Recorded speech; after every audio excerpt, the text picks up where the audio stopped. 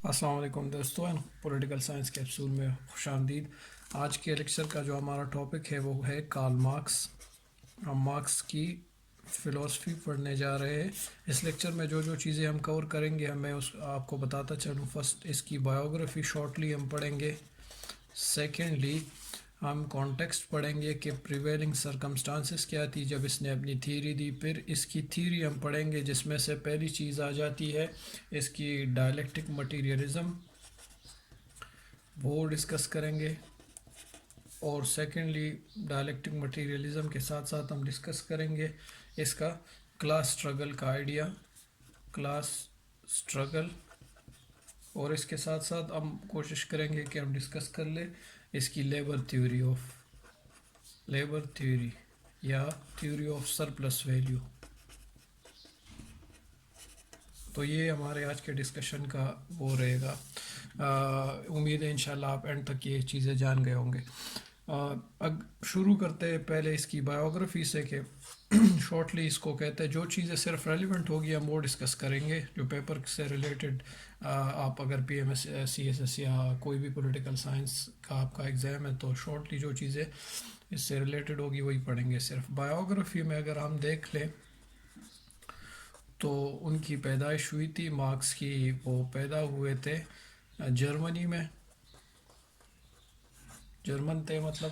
اور یہ ڈیٹ تھی 1818 کی، مطلب 19 سینچری کا سیکنڈ ڈیکیڈ اس کو آپ کہہ سکتے ہیں۔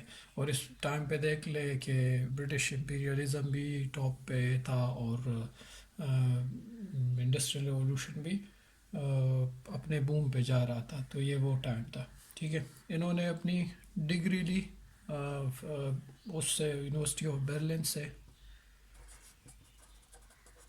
اور وہ ڈگری تھی اس میں فلسفی اور لا میں، فلسفی میں پلس لا میں، یہ دو چیزیں انہوں نے پڑھی۔ پھر انہوں نے کیا کیا کہ پی ایچ ڈی کی، اور اس کے بعد وہ چونکہ ایک ریولوشنری آئیڈیاز رکھتے تھے تو جرنلسٹ بنے۔ لیکن مسئلہ یہ تھا کہ ان کے آئیڈیاز ریولوشنری تھے تو ان کو ایگزائل کر دیا گیا، وہ چلے گئے فرانس میں۔ وہاں پہ ریولوشنری موومنٹس آلریڈی جاری تھے، تو چونکہ اس کے آلریڈی اس کے ٹونز، اس کے نیچر ریولوشنری تھی، تو وہاں پہ جو موومنٹ تھی فرانس کی ریولوشنری موومنٹ، اس کا بھی یہ حصہ رہے۔ اور وہاں پہ ان کی ملاقات جو ہے ایک دوست سے ہوئی جن کا نام تھا فریڈرک اینجل۔ پھر اینڈ تک ان کے دوست رہے ہیں، اور ان کے ساتھ انہوں نے کافی کتابیں چیزیں بھی لکھی جو انہوں نے بھی بعد میں کمپلیٹ کی ان کے ڈیتھ ہونے کے بعد۔ ان دونوں نے فرانس میں موومنٹ میں کنٹریبیوٹ کیا، اور دونوں نے ایک بک اکٹھی لکھی جس کو کہتے ہیں communist manifesto.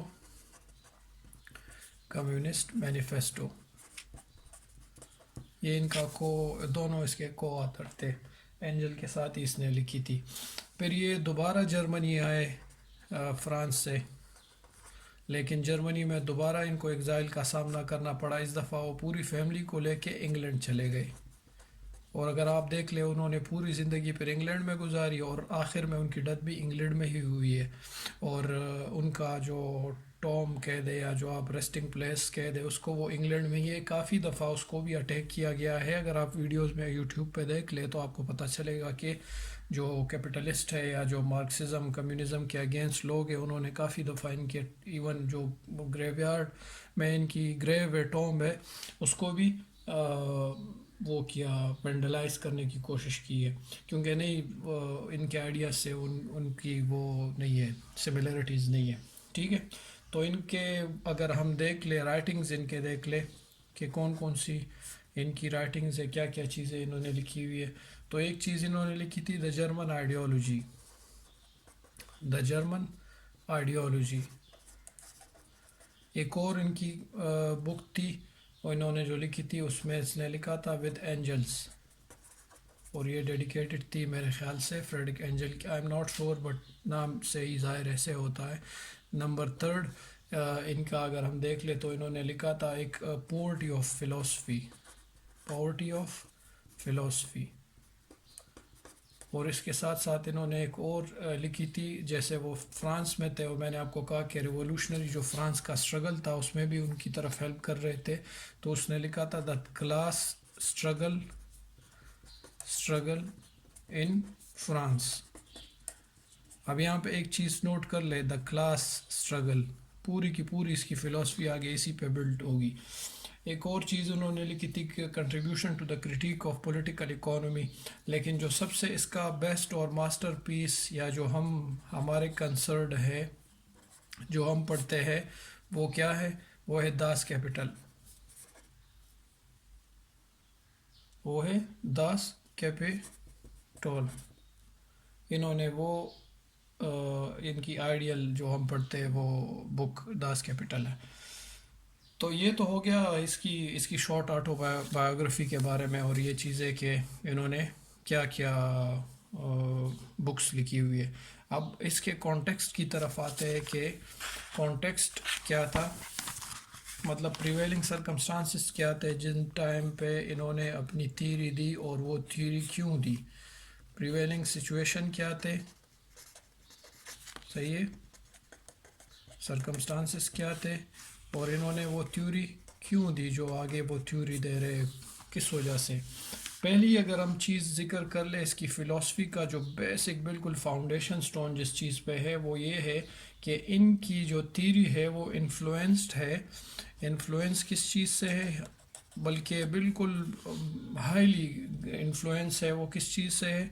Socio economic and political conditions جو تھے، سوشیو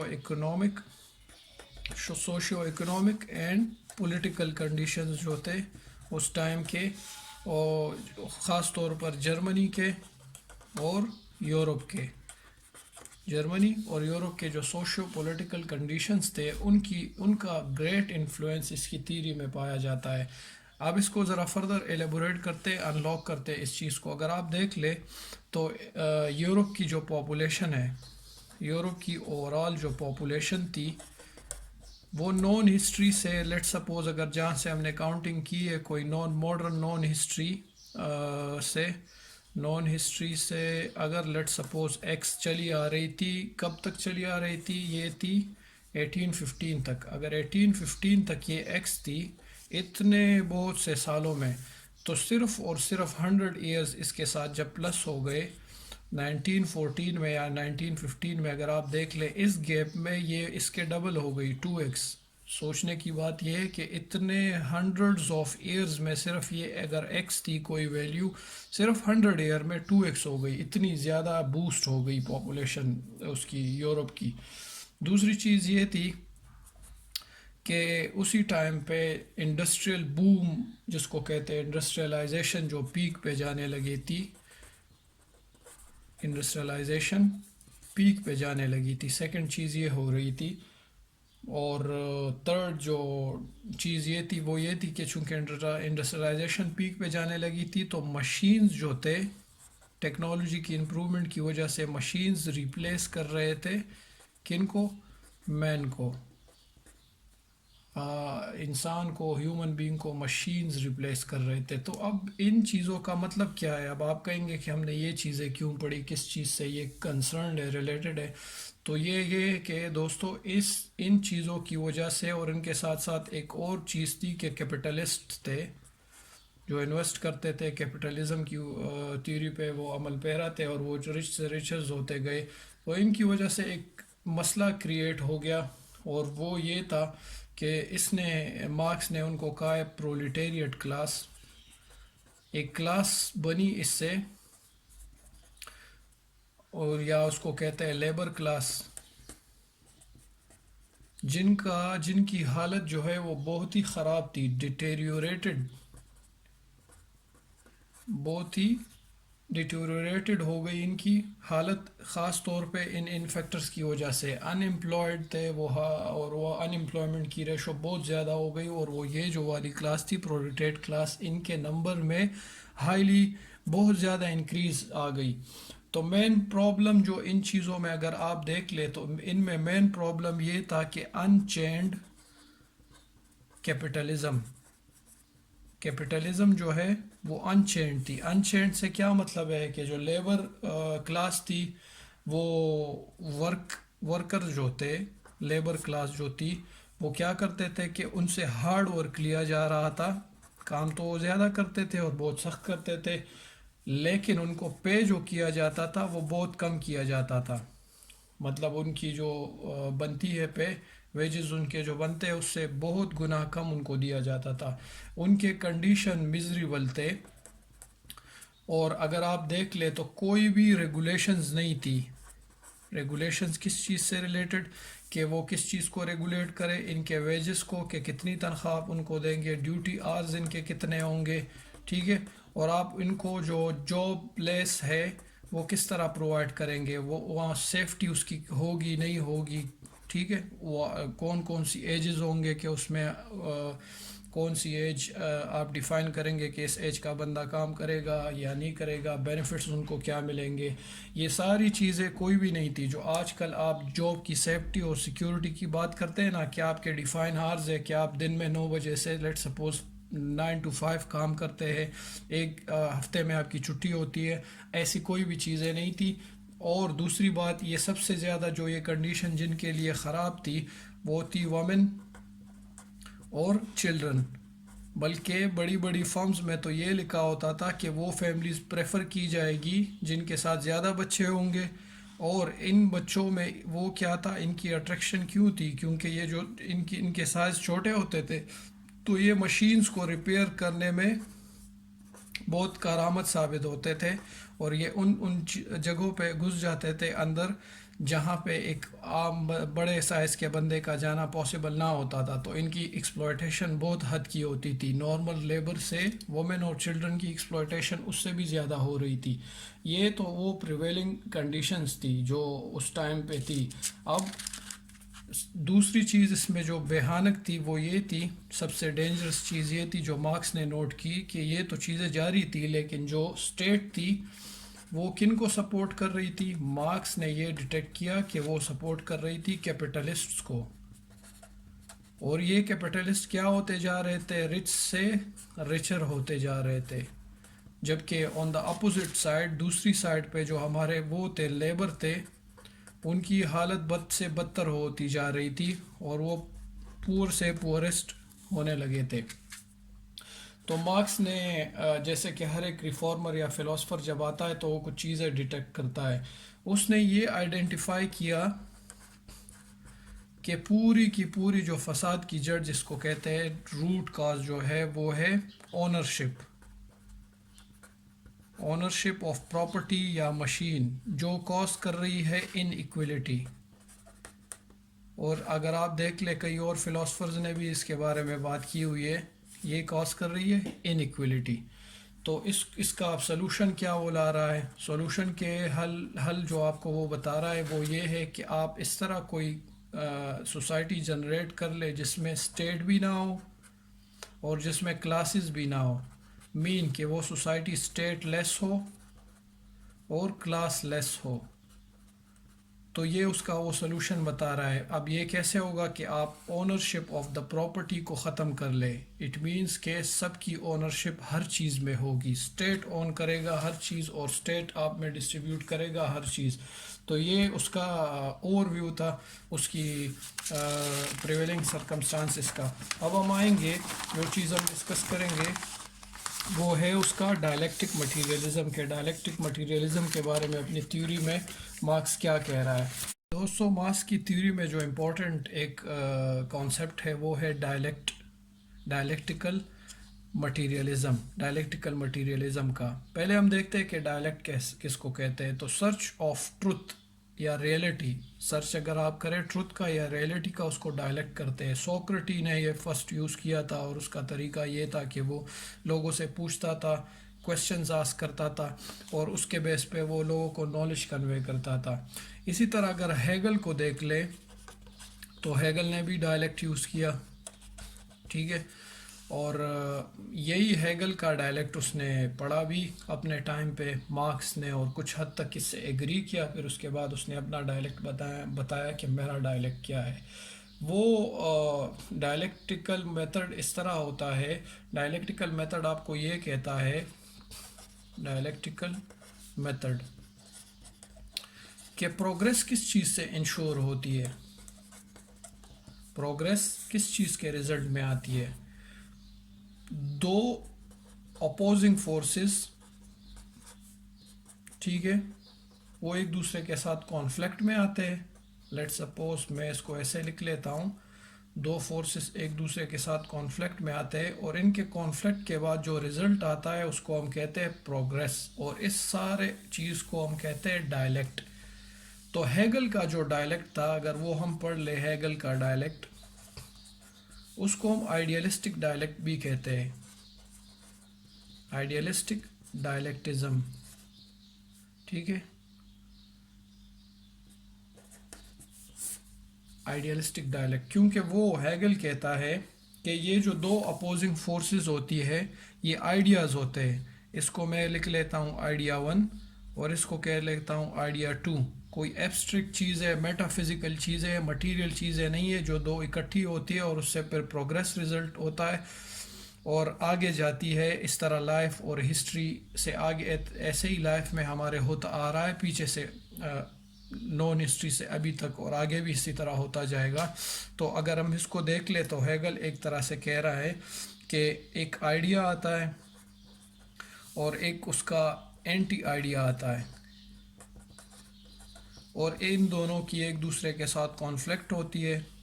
تو اس کے رزلٹ میں جو چیز آتی ہے اس کو ہم کہتے ہیں سینتھسس، جس میں ان کی جو نیگیٹو ایلیمنٹس ہوتے ہیں ان میں وہ ایلیمینیٹ ہو گئے ہوتے ہیں، اور جو پازیٹیو ایلیمنٹس دونوں کے ہوتے ہیں وہ آ کے اس میں جمع ہو جاتے ہیں. اس کو ہم کہتے ہیں سینتھسس، مطلب کہ اب ایک پروگریس آپ کا ہو گیا ہے. With the passage of time یہ جو سینتھسس کا آئیڈیا ہے، آئیڈیا سینتھسس میں اس کو کہہ دیتا ہوں، اس کے اگینسٹ کچھ ٹائم کے بعد ایک اینٹی تھیسس بن جاتا ہے، اینٹی آئیڈیا بن جاتا ہے، اور اگین یہ پروسیس شروع ہو جاتا ہے اور پھر ایک سینتھسس ہو جاتا ہے. تو اس نے کہا کہ اسی طرح یہ آئیڈیاز ایک دوسرے کے ساتھ کانفلکٹ کرتے ہیں اور ایک سینتھسس بنتا ہے، اور اسی طرح ہم آگے پروسیڈ کرتے ہیں. اٹ مینس کہ آئیڈیا ڈرائیونگ فورس پہ بیٹھی ہوئی ہے، اور اگر آپ کی جو ہسٹری سے ابھی تک جو لائف آ رہی ہے وہ آئیڈیاز ہی ڈیفائن کر رہی ہے. آپ کا کانشیسنس ڈیفائن کر رہا ہے آپ کا مٹیریل لیول. اس میں امپورٹنٹ چیز یہ ہے کہ اس نے کہا ہے کہ آپ کا جو کانشیس ہے، کانشیسنس، وہ ڈیفائن کر رہا ہے آپ کا مٹیریل بینگ. ٹھیک ہے، کہ یہ آپ کا کانشیسنس یا آپ کے آئیڈیاز ہے جو ڈیفائن کر رہے ہیں آپ کے مٹیریل بینگ. لیکن دوسری طرف وہ تو یہ مانتا ہے مارکس کہ آپ کا جو ڈائلیکٹ ہے وہ اسی طرف چلتا ہے، اور اس کو یہ بالکل صحیح وہ کہتا ہے کہ اسی طرح پروگریس ہوتا ہے. لیکن صرف اور صرف جس چیز سے وہ ایگری نہیں کرتا، وہ یہاں پہ اس کی ڈفرینس آ جاتی ہے کہ مارکس کہتا ہے کہ this is not the consciousness level that determines your material status on the rather یا آن دا کنٹرری، یہ آپ کا اکنامک جو کنڈیشنز ہوتے ہیں، اکنامک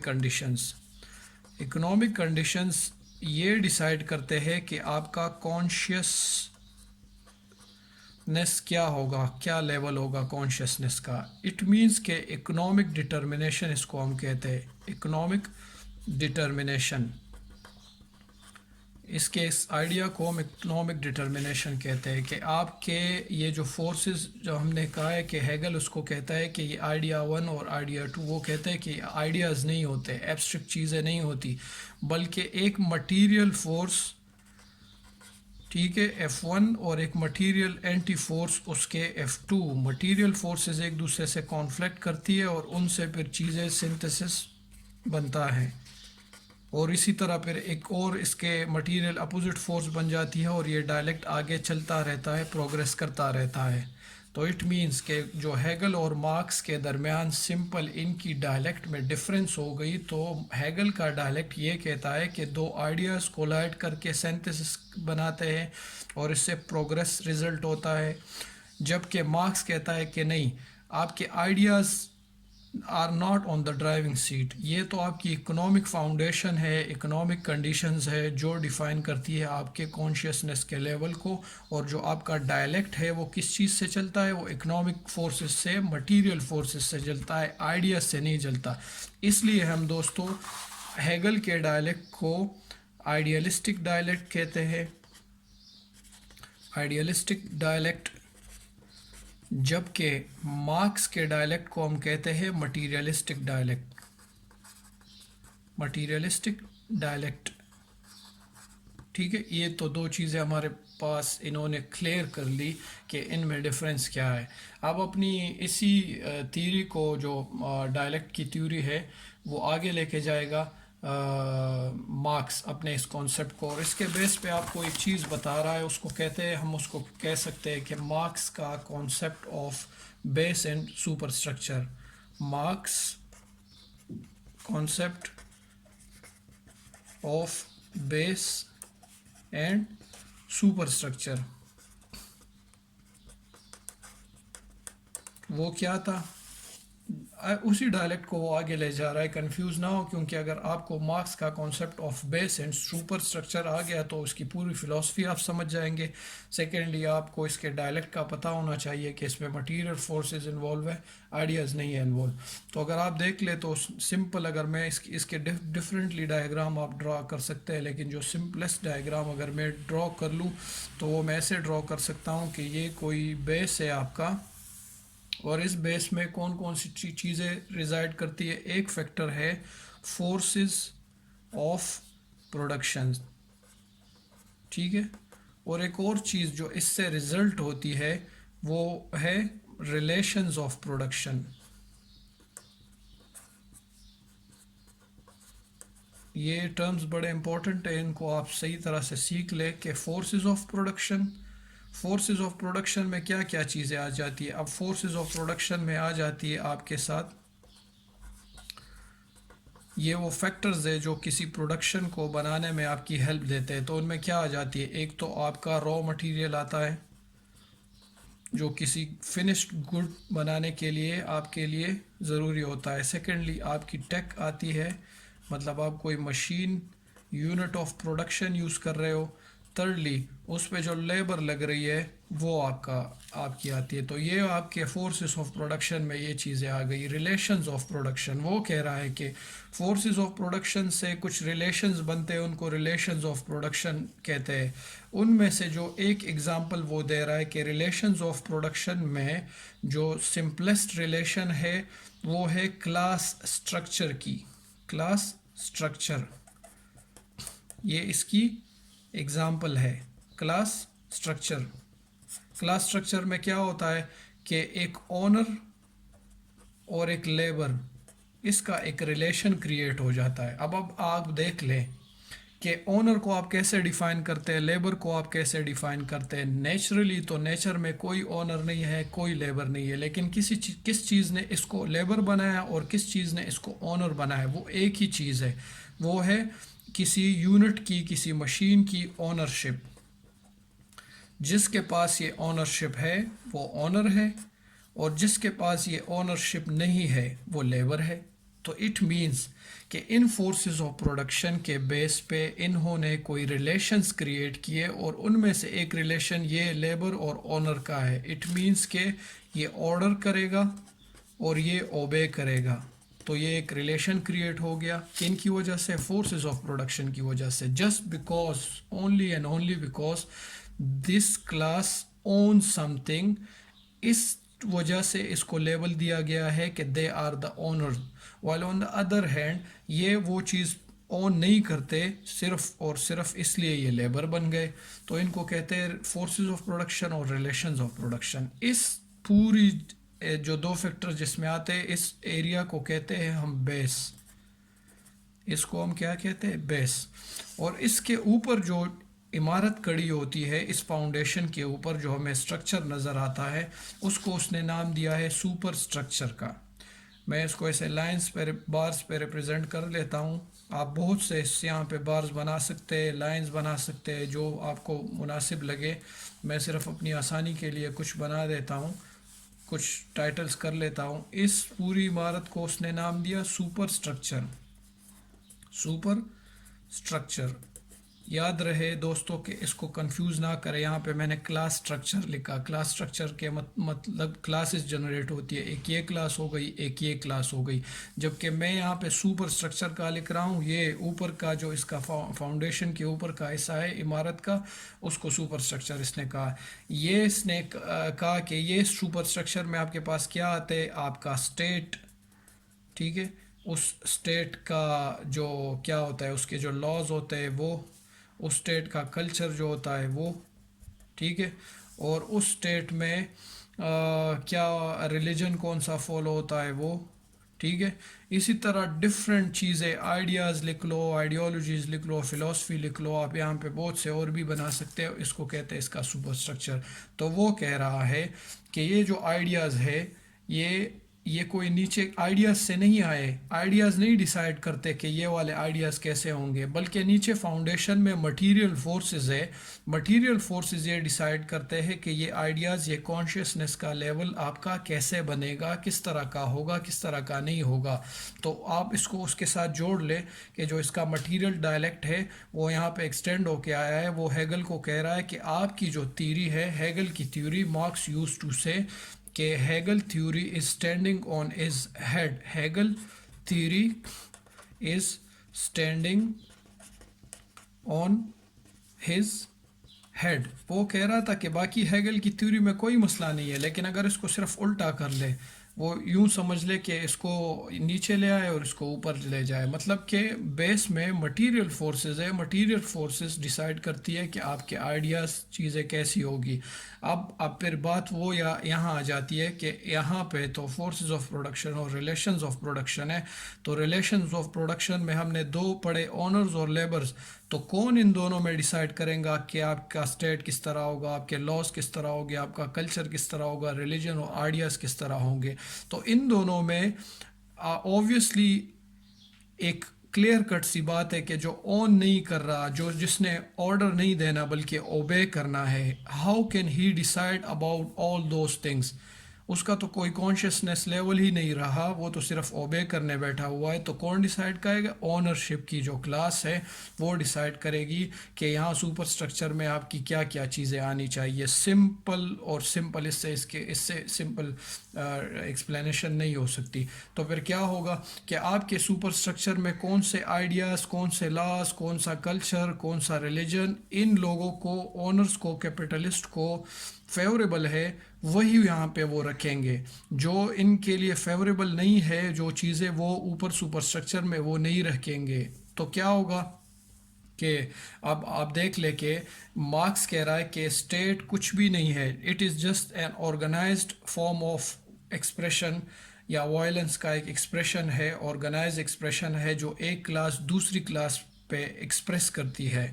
تو یہ والی کلاس, اونر والی کلاس, ان پہ اگر اپنی ایکسپریشن ایک وائلنٹ فارم میں ایکسپریس کرنا چاہتی ہے ایک پورے آرگنائز فارم میں, تو ایک اسٹیٹ وہ کہتا ہے کہ اسٹیٹ بنا لیتے ہیں to protect their own properties وغیرہ.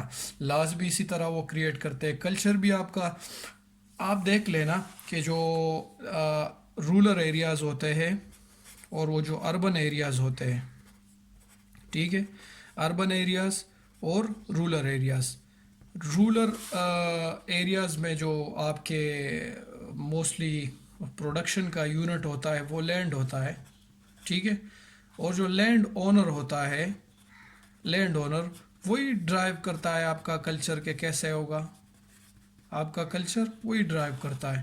اسی طرح اربن ایریا میں جو بڑے بڑے ہبز ہوتے ہیں اس میں انڈسٹری لگی ہوتی ہے, تو جو انڈسٹریل اونر ہے وہ ڈیسائیڈ کرتا ہے کہ آپ کا کلچر کیسے ہوگا, آپ کے لاس کیسے ہونی چاہیے. This is what Marx wants to سے کہ یہ چیزیں اس طرح چلتی ہے. تو وہ کہہ رہا ہے کہ اگر آپ ہیگل کی بات دیکھ لیں تو ہیگل تو کہہ رہا ہے کہ آئیڈیاز اگر آپ سوسائٹی میں کوئی ریفارم لانا چاہتے ہیں, لاس کو ریفارم کرنا چاہتے ہیں, تو آئیڈیاز کو ریفارم کرے. جبکہ ہیگل کی بات کو کنٹراڈکٹ کر رہا ہے, وہ کہہ رہا ہے کہ نہیں, آپ نے اگر ان جگہوں پہ چینجز لانی ہے تو وہ یہاں سے آتی ہے، اس کا روٹ کاز یہاں پہ پڑا ہوا ہے، اور کسی ٹائم پہ یہ جو دونوں ہوتے ایک دوسرے کے ساتھ چل رہے ہوتے ہیں کہ چلو جو اوپر کا سٹرکچر ہے کچھ نہ کچھ ہمیں بھی کام دے رہا ہے اور کچھ نہ کچھ اس کو بھی تو چلتا رہے گا، لیکن کچھ ٹائم پہ اس طرح ایک ٹائم آ جائے گا جہاں پہ یہ جو لیبر کلاس ہے ان کا اور گزارا اس سپر سٹرکچر پہ نہیں ہوگا اور بالکل یہ ان کے برداشت سے باہر ہو جائے گا، تو پھر کیا ہوگا، یہ لوگ ان کے اگینسٹ ریوولٹ کریں گے۔ مینز وہ کب آئے گا، وہ آگے کلاس اسٹرگل میں ہم پڑھتے ہیں کہ class struggle is the means by which dialectic process, وہ کہہ رہا ہے کہ جو کلاس اسٹرگل ہے ان دونوں کی ایک دوسرے کے جو اسٹرگل ہے کلاس اسٹرگل، ٹھیک ہے، وہ مینز وجہ بنتا ہے، ریزن بنتا ہے کہ وہ ڈائلیکٹ کو آگے پروگریس کر لے، ٹھیک ہے، جو ہم نے ڈائلیکٹ کا پیچھے کہا تھا اس ڈائلیکٹ کو آگے موو کرنے کے لیے کلاس اسٹرگل ہمارا وہ بنتی ہے، اس کا باعث بنتی ہے۔ تو اس ڈائلیکٹ کو اگر ہم کلاس اسٹرگل کو اگر ہم اسٹارٹ کر لیں کلاس اسٹرگل کو، تو کچھ یوں ہوگا کہ آپ اگر دیکھ لیں کہ کسی ٹائم پہ کسی ایک ٹائم لے لیں کہ اس ٹائم پہ جو ریلیشنز آف پروڈکشنز ہے اور فورسز آف پروڈکشن ہے یہ ایک ٹائم پہ بالکل ایک دوسرے کے ساتھ میچ کرتے ہیں اور کوئی ان میں کانٹراڈکشن نہیں ہوتی۔ یہ جو فورسز آف پروڈکشن ہے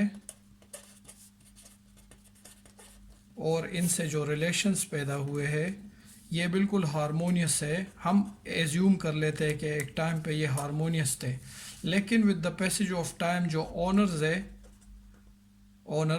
انہوں نے چینجز انٹروڈیوس کرائی بیس میں، ٹھیک ہے، کیا انہوں نے ایک نیو ٹیک کی ریپلیسمنٹ کی جو کہ کس کو فیور کر رہی تھی، فیورنگ دا اونرز کو فیور کر رہی تھی، جبکہ ہائیلی ہرٹ کر رہی تھی کن کو، لیبر کے انٹرسٹ کو۔ تو اب کیا ہونا شروع ہو گیا، اب یہاں پہ نیچے فاؤنڈیشن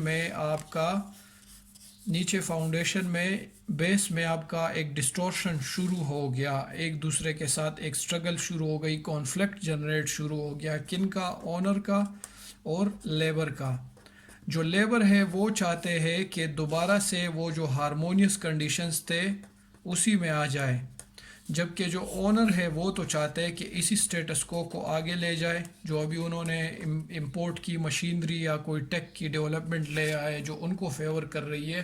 تو یہ اب کیا کرتے ہیں کہ اس سپر سٹرکچر میں اپنے ہی اسی سے ریلیٹڈ جو ابھی انہوں نے نیو امپرومنٹ نیو انٹروڈکشن کی تو اسی سے ریلیٹڈ لاز بنانے لگتے ہیں، کلچر پروموٹ کرنے لگتے ہیں اور اپنے اسی سٹانس کو فیور کرتے ہیں ان ٹولز کے ذریعے سے، جبکہ آن دا ادر ہینڈ لیبر اس سے ہرٹ ہو رہا ہے۔ تو یہ ٹائم جاری رہتا ہے انٹل اینڈ انلیس کہ وہ اتنی پیک تک چلی جائے کہ وہ کانفلکٹ جو ہے جو ان کے درمیان وہ تھا وہ ریولوشن میں چینج ہو جاتا ہے، اور وہ جو لیبر کی کلاس ہے وہ ان کے اگینسٹ ریوولٹ کرنے لگتی ہے، کس کی چیز کے لیے، کہ ری الائنمنٹ کر لے، کس چیز کی، جو اوپر کا جو سپر سٹرکچر ہے اس کا، سپر سٹرکچر کا، یہ جو سپر سٹرکچر ہے اس کو دوبارہ ری الائن کر لے۔ تو ڈائلیکٹ کیا ہے دوستو، اس کو ڈائس جو ہوتا ہے ہمارے پاس وہ جو لوڈو میں یوز کیا جاتا ہے، اس کو آپ جیسے پھینکتے اور وہ رول ہوتا ہے، تو جتنی دفعہ اس کا فیس جو ہے سرفیس رول ہوتا جاتا ہے ایک سائڈ کو آپ اس کا ہسٹری کی طرف سے آنے والے اس کا ڈائلیکٹ کہہ سکتے ہیں کہ ابھی تک جو ہسٹری سے ابھی تک آپ کا ٹائم آ رہا ہے وہ اسی طرح چلتا آ رہا ہے، تو اس کو کہتے ہیں کلاس اسٹرگل۔ اور اس کلاس اسٹرگل کو اس نے کہا تھا کہ it will be a time کہ جب کیا کریں گے، آل آف دا ورلڈ پوری دنیا سے لیبر اکٹھی ہوگی، ٹھیک ہے، اور وہ ہینڈ ان ہینڈ ایک دوسرے سے مل کے اوور تھرو کرے گی کن کو، کیپٹلسٹ کو اوور تھرو کرے گی، اور کیا کرے گی کہ سوسائٹی کو بنا لے گی اسٹیٹ لیس اور کلاس لیس، تو یہ فتنہ ہی ختم ہو جائے گا، جو ابھی ہمیں انیکولیٹی کا جو چیز نظر آ رہی تھی وہ کمپلیٹلی ختم ہو جائے گا۔ اس کو کہتے ہیں وہ اپنا کلاس اسٹرگل کی تھیوری۔ تو اور وہ اس چیز میں انٹرسٹڈ تھا کہ جو ابھی کا ٹائم ہے وہ لاسٹ سٹیج ہے اس کا، اور مجھے لگ رہا ہے کہ میرے بعد یا میرے ٹائم تک یہ ہو جائے گا اور یہ ریولوشن آ جائے گا۔ تو فوکویاما نے، فرانسس فوکویاما، اس کو اس ٹائم پہ 1990s میں وہ کرٹیسائز کرتا ہے کہ ہاں marks was right saying that this is the last stage of the dialect and after this revolution will come، کیونکہ ہاں وہ اس کو اس طرح کرٹیسائز کرتا ہے کہ یہ تو بالکل لاسٹ سٹیج تھا، کیونکہ اس کے بعد تو سوشلزم ختم ہی ہو گیا، کیونکہ آپ کو پتہ ہے کہ 90s میں جو برلن کا وال بھی گر گیا اور وہ کولڈ وار بھی ختم ہو گئی، تو فرانسس فوکویاما نے کائنڈ آف کریٹیکلی اس کو کرٹیسائز کیا کہ آپ کا جو سوشلزم تھا یا کمیونزم تھا وہ تو ختم ہو گیا، اور آپ صحیح کہتے تھے کہ اس کا لاسٹ ایج ہے اور اس کے بعد ریولوشن آئے گا، لیکن ریولوشن تو نہیں آیا بلکہ آپ کا کمیونزم ہی ختم ہو گیا۔ لیکن فرانسس فوکویاما نے اپنی بات کو ریورس کیا 2018 میں، اور انہوں نے کہا کہ نہیں، I was wrong in saying that, کیونکہ جو ابھی رائز آف چائنا ہے دوستو، اس کی وجہ سے اس نے اپنی بات ریورس لے لی کہ نہیں، ختم نہیں ہوا، اب کچھ اور بھی باقی ہے، تو انہوں نے وہ اس اپنے آئیڈیا کو ریورس کیا۔ یہ تو اس کے ساتھ کنیکٹڈ چیز تھی۔ اب ایک چیز رہ گئی ہے، وہ ہے the labour theory of labour theory, یا اس کو کہتے ہیں کہ سرپلس تھیوری کا آئیڈیا، جو مارکس کی سرپلس تھیوری ہے، سرپلس ویلیو یا تھیوری آف سرپلس ویلیو۔ اب سرپلس ویلیو کی تھیوری کیا ہے؟ تو سمپلی اگر آپ دیکھ لیں تو مارکس ایک چیز یاد رکھے، وہ کہتا ہے کہ labour is a commodity, labour commodity ہے، ٹھیک ہے؟ جیسے اور کموڈٹیز ہوتی ہے نا، فروٹ ہوتا ہے، کوئی ویجیٹیبل ہوتا ہے، ویجیٹیبل ہو، کوئی بھی چیز ہو، وہ ایک کموڈٹی ہوتی ہے جس کے لیے آپ پے کرتے ہو اور وہ آپ کو ملتی ہے۔ اسی طرح وہ کہتا ہے کہ جو لیبر ہے، لیبر ایل سے میں اس کو ریپرزینٹ کر لیتا ہوں، وہ بھی ایک کموڈٹی ہے، اور اس کموڈٹی کے لیے آپ کیا کرتے ہیں؟ پے کرتے ہیں، تب آپ کو یہ کموڈٹی ملتی ہے۔ کون اس کو پے کرتا ہے؟ جو کیپٹلسٹ ہوتے ہیں وہ لیبر کو پے کرتے ہیں اور ان کو یہ کموڈٹی ملتی ہے۔ تو اب بات یہ آتی ہے کہ کیپٹلسٹ جو ہوتے ہیں وہ ان کو لیس ویجز پے کرتے ہیں، اور ان کی جو لیبر کی ویلیو ہوتی ہے، لیبر ویلیو، وہ ٹھیک طرح سے اپریشیٹ نہیں ہوتی، مطلب ان کو پورا حصہ نہیں ملتا اس کا، لیس ویجز ان کو اس ویلیو کے ملتے ہیں، اور جب کہ وہ اس کو پروفٹ میں آگے بیچ دیتے ہیں، تو کیا ہوتا ہے کہ جو اس سے جو پروفٹ ملتا ہے وہ کون رکھ لیتا ہے؟ پاکٹ کر لیتا ہے، پاکٹڈ بائی کیپٹلسٹ، کیپٹلسٹ اس کو رکھ لیتا ہے۔ یوں سمجھ لیں آپ سمپلی، اگر اس کو آپ سمجھنا چاہتے ہیں، کہ جو سیلنگ پرائز ہوتی ہے کسی بھی کموڈٹی، کسی بھی گڈس کی سیلنگ پرائز، وہ اس طرح رکھتے ہیں کہ کاسٹ کو اس سے مائنس کر لے اور ان کے پاس پروفٹ آ جائے، ٹھیک ہے؟ سیلنگ پرائز کو کیپٹلسٹ ایسے رکھتے ہیں کہ جو اس پر کاسٹ لگی ہوتی ہے ان کی، وہ اس سے مائنس کر لے تو ان کے پاس جو بچ جاتا ہے وہ ان کا پروفٹ ہوتا ہے۔ اب کاسٹ کیا ہوتا ہے؟ کاسٹ میں جو چیزیں آ جاتی ہے، کاسٹ میں نارملی یہ آتا ہے کہ اس میں آپ کا مٹیریل، را مٹیریل جو لگا، اس میں آپ کا جو ٹیک لگا، مشین لگی، اور اس میں آپ کی جو لیبر لگی، وہ تو جو چیز سفر ہو رہی ہے یہاں پہ وہ لیبر ہے، مشین اور را مٹیریل تو اسی چیز میں ملیں گے جس پہ آپ کو ملتا ہے، لیکن لیبر آپ پہ یہاں پہ وہ ہو رہا ہے۔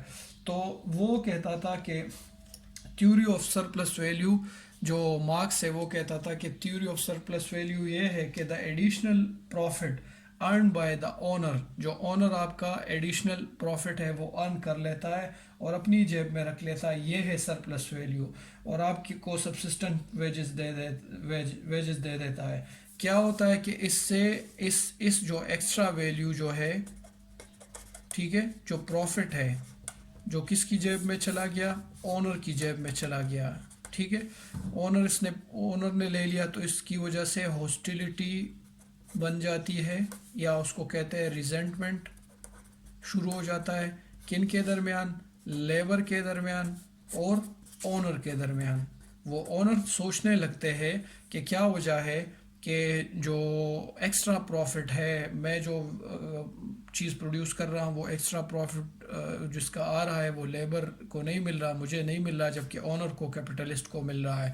اسی وجہ سے، اسی سرپلس ویلیو کی وجہ سے کلاس سٹرگل شروع ہو جاتی ہے، اور اسی سرپلس ویلیو یہی باعث بنتی ہے ان دونوں کے کلاس سٹرگل اور کلاس کانفلکٹ کا. تو اس کا سلوشن وہ کیا دے رہا ہے کہ اس کا سلوشن کیا ہوگا؟ یہ تو پرابلم ہو گیا کہ یہ مسئلہ ہے. اس کا سلوشن یہ ہے کہ کلیکٹیو کیپٹل ہوگا، سب کا اکٹھا ہوگا، مطلب کوئی بھی اونرشپ کسی کی نہیں ہوگی، کلیکٹیو اونرشپ ہوگی، اور وہ جو سارے پروڈیوس کر رہے ہیں وہ کوآپریٹنگ پروڈیوسر ہوں گے، کوآپریٹنگ پروڈیوسرز.